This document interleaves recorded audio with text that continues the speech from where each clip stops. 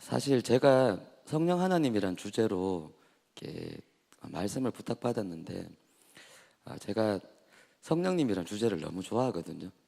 근데 너무 좋아하기 때문에 어떻게 이 한 25분, 30분 동안 뭘 나눌 수 있을까 너무 고민을 많이 했어요.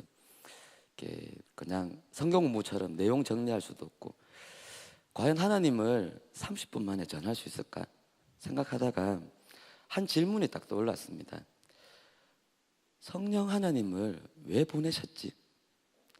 여러분은 한번 생각해 보셨어요? 창세로부터 이 주님 다시 오실 때까지 성령 하나님이 이 땅에 오셔야 되는 이유가 뭘까? 하나님 혼자 하셔도 되는데 예수님으로 충분하지 않았을까?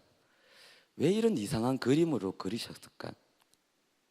그러다가 이렇게 쭉 좀 생각나게 한 것들이 있습니다. 그걸 지금부터 아주 짧은 시간에 쭉 달려야 됩니다. 한 20분쯤 지나야지 저 인간이 뭔 소리 하는가 알 수 있거든요. 그러니까 잘 따라와 주시기 바랍니다. 일단은 창세기로 가봅시다. 과연 성령님이 오시는 것은 하나님이 창조 원리하고 아무 관련이 없을까? 일단 이 질문부터 들었거든요. 처음에 하나님이 에덴 동산을 창설하시고 거기다가 사람을 거기다가 심으시죠. 그리고 거기서 살게 하십니다. 에덴 동산은 왜 에덴 동산일까요? 거기가 너무너무 풍성하기 때문에 먹고 살만하니까. 그리고 우리가 흔히 뭐 이렇게 신화처럼 듣듯이 거기는 내버려둬도 먹을 것이 막 자라고 그런 풍성한 곳이기 때문에 천국이고 에덴 동산일까? 근데 성경을 읽어보면은요, 하나님 말씀하시는 천국은 전혀 그런 곳이 아니에요. 에덴 동산은 바로 하나님과 인간이 동행하고 함께 걷는 곳이죠. 하나님 뜻이 인간에게 전달되고 인간은 그것을 받아서 하나님의 뜻대로 살아내고, 그래서 그곳이 에덴 동산이 되거든요. 그러면 이 에덴 동산에서 어떤 일이 생기냐면은 한 수원지가 생기고 거기서 한 강이 나타납니다. 그리고 강이 흘러가다가 어떤 지점에서 온 사방으로 흩어져요. 동서남북으로. 그래서 온 지면을 적신대요. 즉 에덴 동산에서는 어떤 일이 있냐면은 하나님과 인간의 교제가 있고요, 그 인간의 교제가 있는 그 사이에서 생명수가 터져서 온 지면을 적시게 하는 거예요. 우리는요 에덴 동산을 아까 말한 것처럼 그저 먹고 살만하고 모든 것들을 누릴 수 있는 장소 이렇게 생각하지만 창세기 2장을 보면은 전혀 그렇지 않아요. 창세기 2장에는요 이렇게 말합니다. 2장 1절 2절 읽어보시면은요, 하나님이 모든 만물을 지으시고 마지막으로 인간을 지으셨잖아요. 그런데 신기한 거는 인간이 지어졌는데 아직까지요 채소가 나지 않고 과일이 나지 않았대. 그 이유가 두 가지가 나옵니다. 첫 번째는 여호와께서 비를 내리지 않았어요. 그러면 그 말이 뭐냐면요, 에덴 동산은 하나님 비 안 내리면은 채소가 안 나는 땅이에요. 이해 가십니까? 그 땅도요 하나님이 비를 내려야지 열매 맺는 땅인 거예요. 그래서 우리가 흔히 착각하고 있는 에덴 동산과 달라요. 또 한 가지 이유가 더 있어요. 사람이 경작하지 않아서. 그러니까 에덴 동산은요 두 가지가 반드시 필요한 땅이에요. 여호와께서 내리는 비와 사람이 경작해서 그 땅을 일굴 때 에덴 동산이 열매를 맺어요. 그래서 우리는요 흔히 에덴 동산은 그저 일하지 않고도 먹고 사는 땅이라 생각하는데 절대 창조 원리는 그렇지 않죠. 처음부터 일하는 것이 하나님 원리였어요.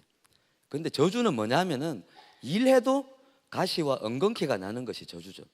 어쨌든 에덴 동산은요 어떻게 해야지 천국이 되냐면 하나님이 비를 내리고 인간이 하나님 뜻을 받들어서 아름답게 경작할 때 에덴 동산이 되는 거예요.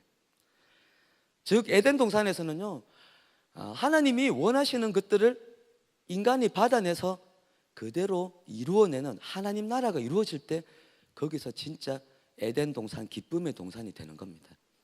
이게요 나중에 이스라엘을 가나안 땅에 보낼 때 똑같아요.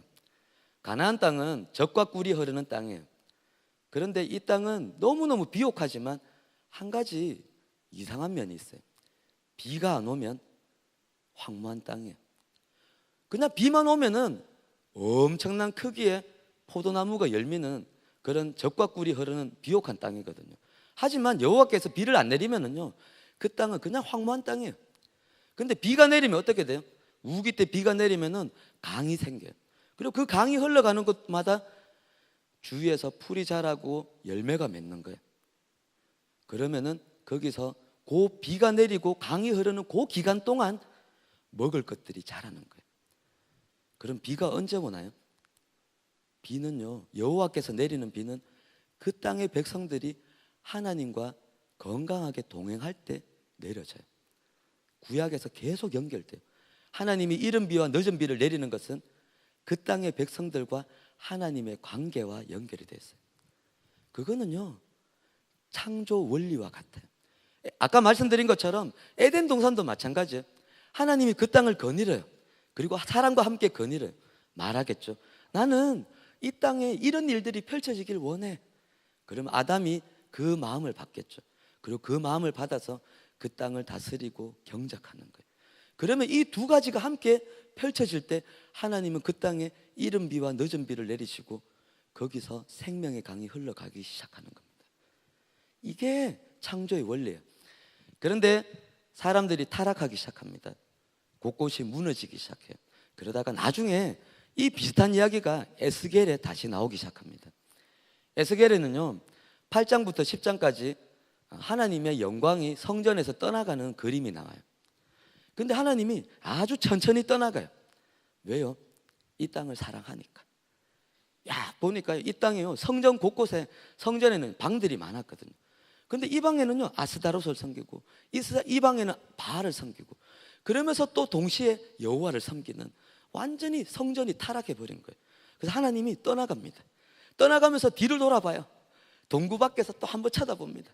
그렇게 8장에서 10장까지 천천히 여호와의 영광이 떠나요. 그리고 떠난 땅에 어떤 하나님의 저주와 심판이 임한지가 쭉 나와요. 그러다가 40장 가서는요, 회복되는 성전의 식양을 46장까지 쫙 설명하죠. 그리고 회복되고 나서 하나님의 영광이 돌아옵니다. 자, 한번 생각해 보십시오. 하나님이 다시 성전으로 돌아왔어요. 제가 여러분에게 물어봅시다.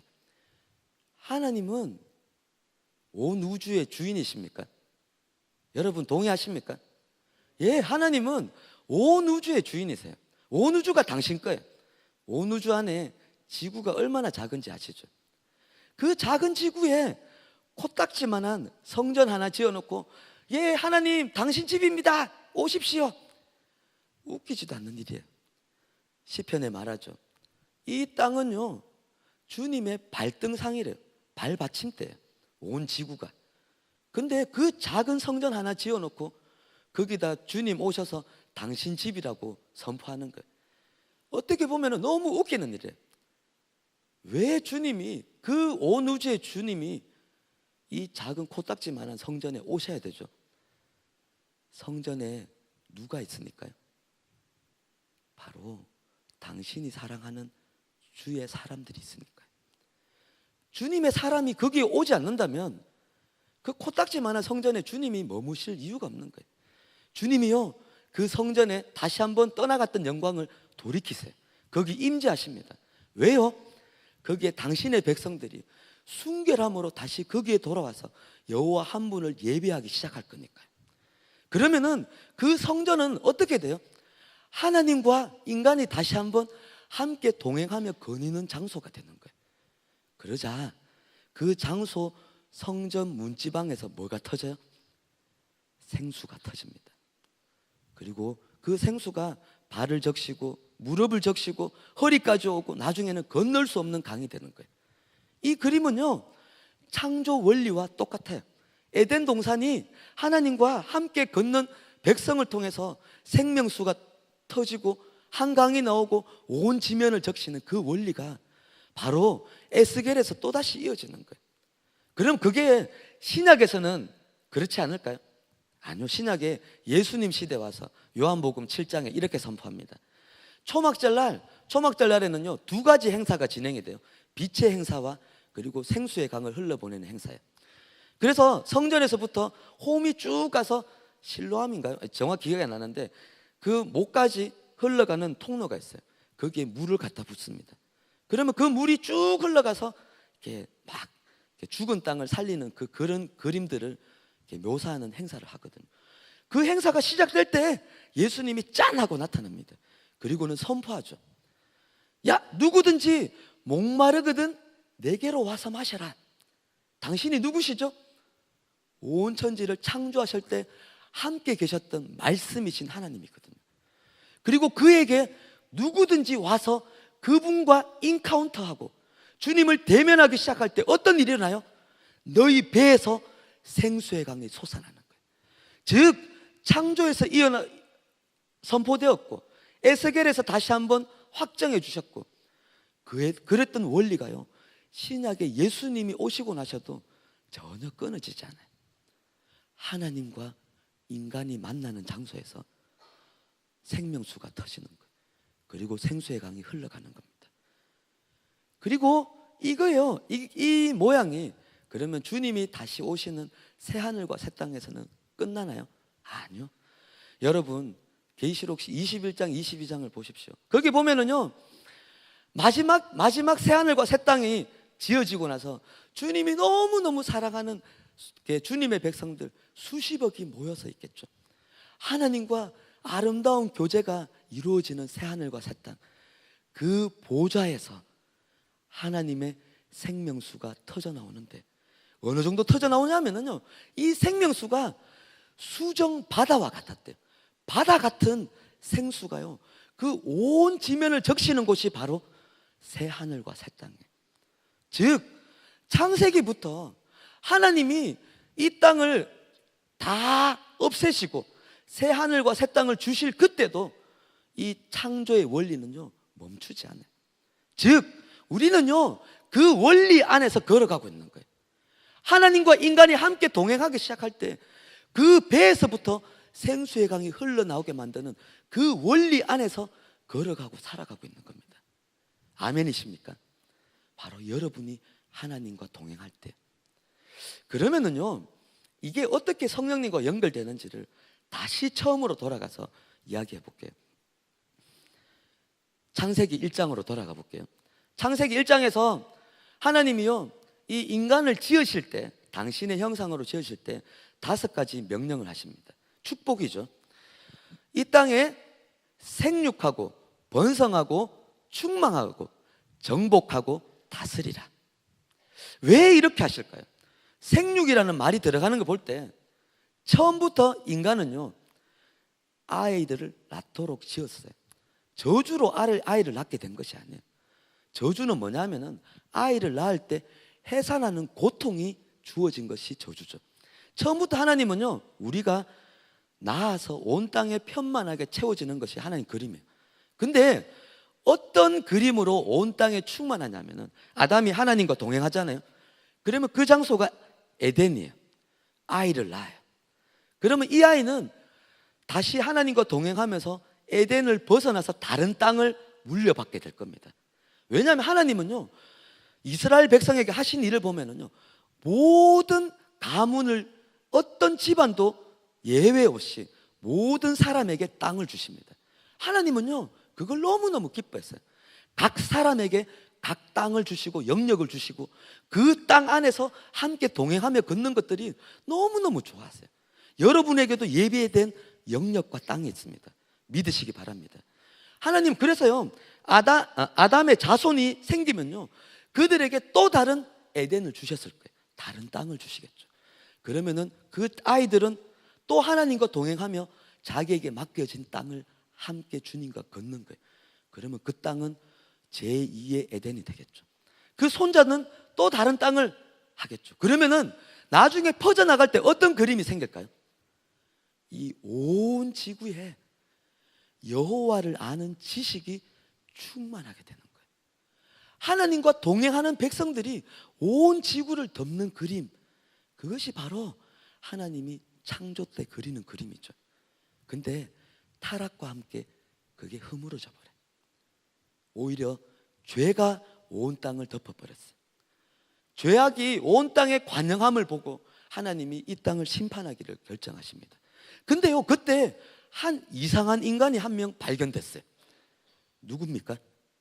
노아죠. 노아는요, 어떤 사람이냐면은 당대의 의인이고 그리고 여호와와 동행하는 사람이에요. 진짜 신기한 사람이에요. 온 땅에 죄악이 광량해서 누구나 죄악의 방식으로 살아가는데 전혀 세상 풍조를 따르지 않고요, 하나님과 함께 걷는 사람, 이상한 인간이 태어났어요. 그러자 하나님이 심판하고 나서 창세기 9장에 노아가 하나님께 번제를 드릴 때 그에게 언약하십니다. 뭐라고 언약하시냐면은 너는 생육하고 번성하고 충만하라. 어디서 많이 들어봤죠? 바로 창세기 1장에 말씀하신 것들을 노아에게 다시 말씀하세요. 왜요? 노아를 통해서 봤거든요. 이 땅에 다시 당신의 이름을 아는 자들, 주님과 동행할 자들로 다시 한번 그 자손이 채워질 것들을 기대하는 마음으로 그에게 약속하십니다. 너는 생육하고 충만하고 번성하라고. 근데 우리 인간은 너무 약해서 그걸 못 해내요. 노아도 그 자손 대대로 하나님과 동행하는 것들을 가르치는 데 실패해요. 우리는 그런 존재. 그래서 하나님이 어떤 방식을 풀어주냐면, 이 인간들에게 내가 영원한 언약을 주어서 이들이 약하지만 내 언약은 변치 않기 때문에 그 언약을 붙들고 살아가는 자는 내 약속 안에서 살아가는 방식을 이제 풀어내시죠. 누구를 통해서요?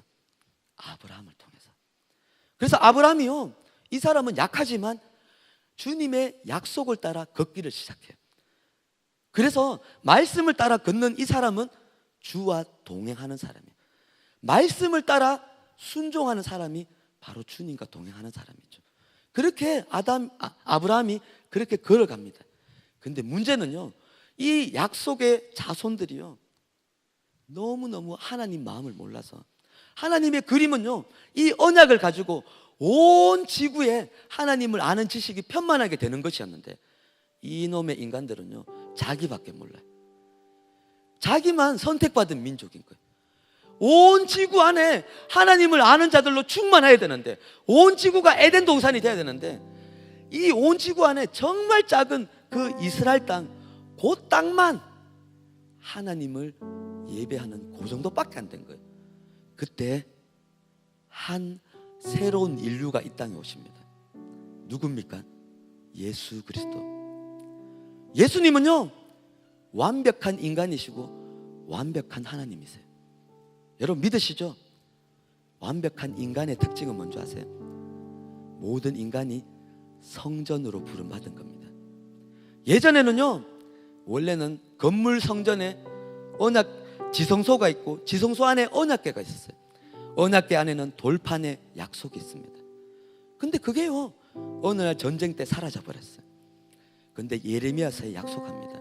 이제 앞으로는 언약궤가 필요 없는 시대가 올 거다. 왜냐하면 너희 마음의 신비에 내가 그 말씀을 새길 거기 때문에. 너희는 그 말씀을, 돌판을 가지고 있는, 걸어다니는 언약궤다. 아멘. 그래서 언약궤 위에 시은자라고 하나님의 임재가 임하는 장소가 있는데, 너희는 바로 하나님의 임재를 운반하는 언약궤며 그 언약궤를 담고 있는 성전이 될 것이다. 그것이 바로 예레미야 약속한 약속이에요. 그리고 그 첫 인간으로 예수께서 오십니다. 예수님은 완벽한 인간이기 때문에 요한복음 2장에 이렇게 말합니다. 야, 이 성전 허물어 내가 사흘 만에 지을 거야. 그리고 이렇게 설명합니다. 이 말씀은 성전된 자기 육신을 가리킵니다. 자, 보십시오. 당신이 성전이십니다. 그러면 그 성전에 누가 와야 되죠? 하나님이 오셔야 돼요. 당신이 하나님이시면서도 당신이 성전이기 때문에 하나님이 오셔야 되는 거예요. 그래서 그는 요한에게 세례를 받고 그에게 하늘이 열리면서 성령님이 그의 위에 임하십니다. 그래서 성령님과 인간이신 예수가 함께 이 땅을 걷기 시작하는 거예요. 그때 어떤 일이 벌어집니까? 그 성령님과 예수님이 걸어가는 모든 곳에서 생수가 터져 나오는 거예요. 죽음이 물러가기 시작하는 거예요. 강력한 마귀의 진영들이 무너지기 시작하는 거예요. 눈먼 자가 눈을 뜨기 시작하고 죽은 자가 살기 시작하는 거예요. 근데 또 다른 원리가 있어요. 그는 100% 하나님이세요. 100% 하나님이시기 때문에 100% 하나님이신 그가 선택한 인간들과 또 이 땅을 걷기를 결정하셨어요. 그래서 그는 제자들을 선택하십니다.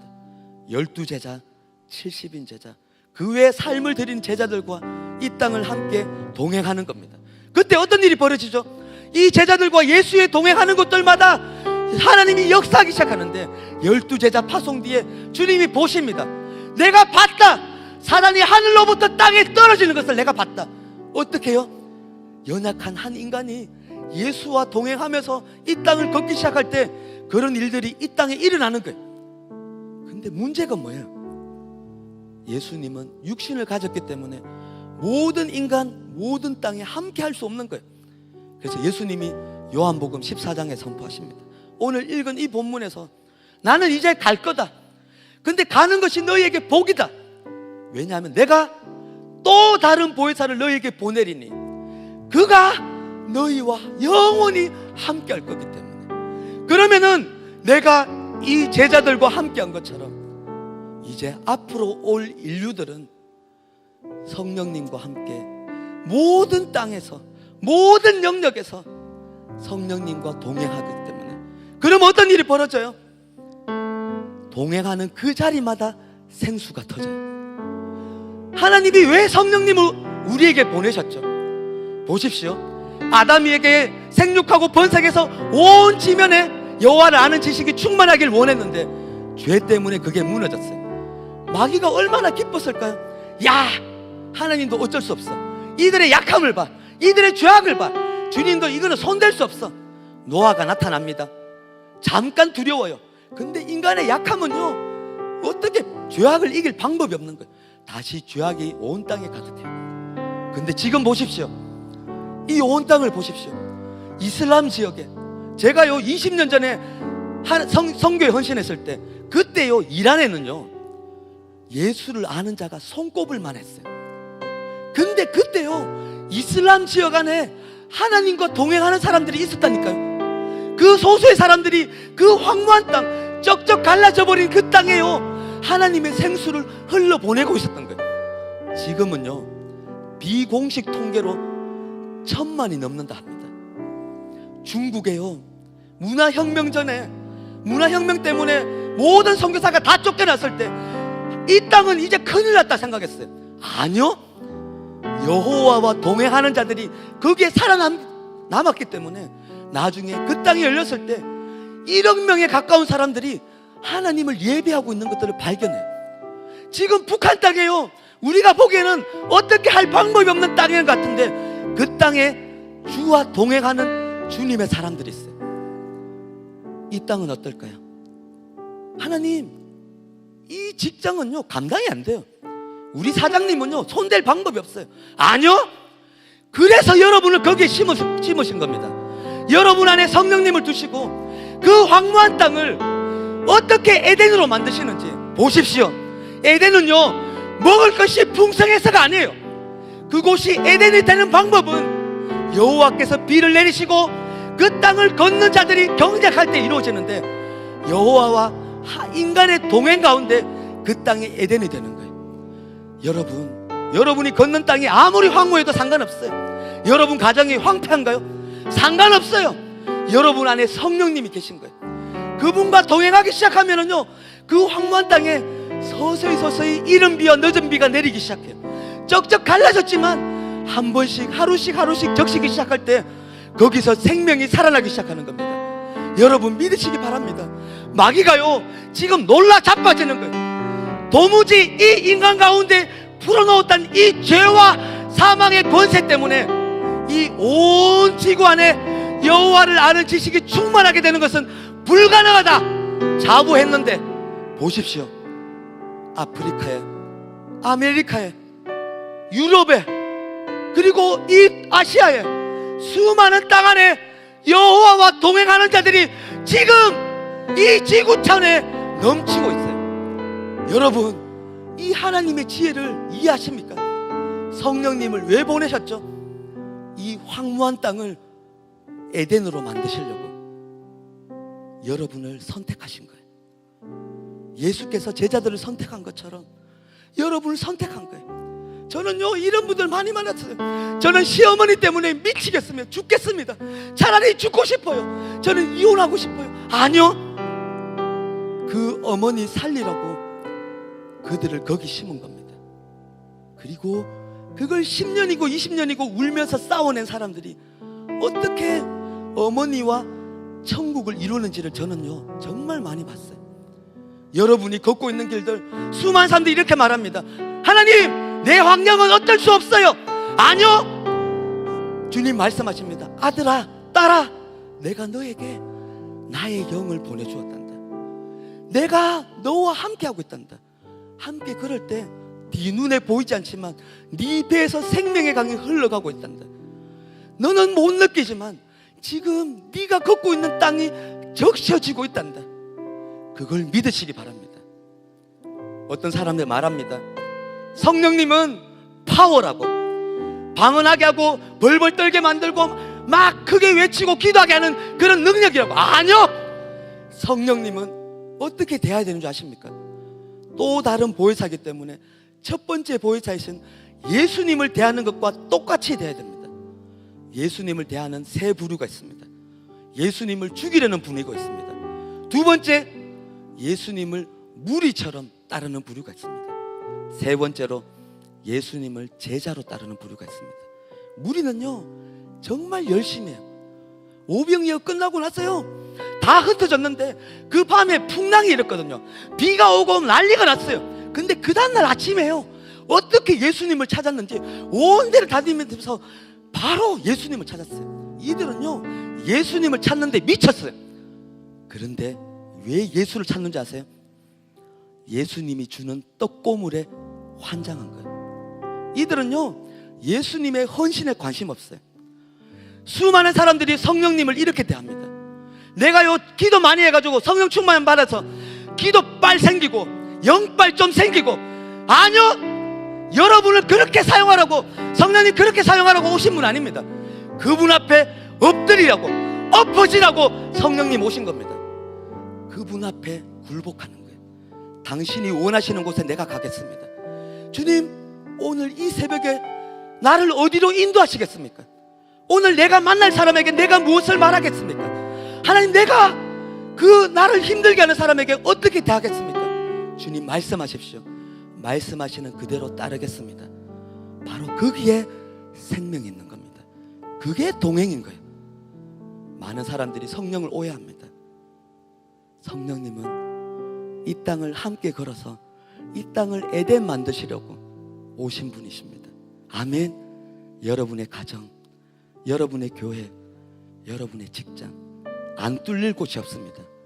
어떤 직장이든 열립니다. 믿으시기 바랍니다. 어떤 학교든 열립니다. 주님은 찾고 계십니다.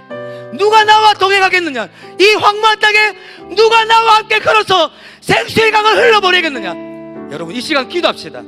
다 같이 두 손 들고, 하나님, 내게 오심을 감사합니다. 나와 함께 걸어주십시오. 내가 순종하겠습니다. 오늘 내게 말씀하시고 날마다 내게 말씀하십시오. 내가 당신이 원하시는 그 길을 순종하며 걷겠습니다. 다 같이 주님 찾고 기도하겠습니다.